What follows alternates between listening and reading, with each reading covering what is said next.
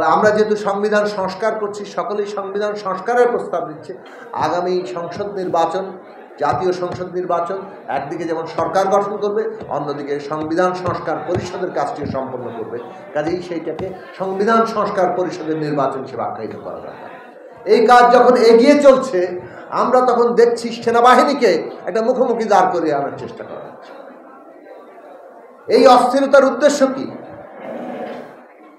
এই অস্থিরতা দিয়ে আমাদের গণতান্ত্রিক প্রক্রিয়া কি লাভবান হচ্ছে?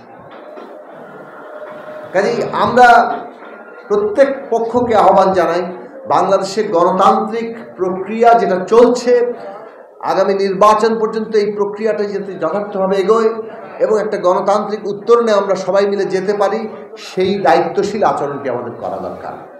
এমন কোনো ভূমিকা নেওয়া ঠিক হবে না যাতে গণতান্ত্রিক প্রক্রিয়াই ব্যাহত হয়। আমাদের স্টেক হোল্ডারদের সাথে মতপার্থক্য থাকতে পারে, কিন্তু সেইখানে একটা ঐক্যমতের জায়গা আমাদের পৌঁছাতে হবে।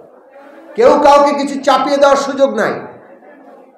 কোয়ালিটি সম্পন্ন আন্তর্জাতিক মানের still bar CSRM, committed for better still. একটা অভ্যুত্থান পরবর্তী গণতান্ত্রিক পরিবেশে রাজনৈতিক সিদ্ধান্ত যা কিছু হবে সেগুলো তো প্রকাশ্যেই হচ্ছে।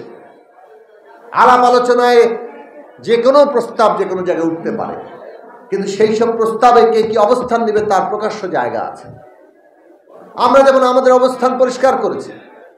এই যে জুলাই আগস্ট সহ 15 বছরে যে গুম খুন হত্যাকাণ্ড, নির্বিচার হত্যাকাণ্ড হয়েছে, লুণ্ঠন হয়েছে, সেইটার জন্য আওয়ামী লীগের নেতা কর্মী শেখ হাসিনা সহ যারা দায়ী, যারা রাষ্ট্রযন্ত্রের মধ্যে এই সমস্ত অপতৎপরতা চালাতে সাহায্য করেছে আওয়ামী লীগকে, তাদের সকলকে বিচারের আওতায় আনতে হবে। কেবল তাদেরকে নয়, দল হিসেবে আওয়ামী লীগ এই হত্যাকাণ্ডের দায় আওয়ামী লীগের কতটুকু সেটাও বিচারের আওতায় আনতে হবে। তার জন্য আইন প্রণয়ন করতে হবে। তারপরে আওয়ামী লীগের রাজনৈতিক ভবিষ্যৎ ঠিক হবে। এইভাবে নির্বিচার হত্যাকাণ্ড চালিয়ে গিয়ে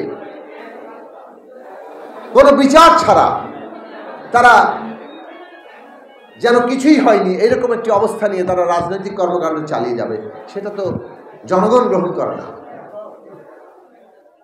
কাজেই আমাদেরকে একটা গণতান্ত্রিক প্রক্রিয়া, ন্যায় বিচার হচ্ছে গণতান্ত্রিক প্রক্রিয়ার একেবারে প্রাথমিক ভিত্তি।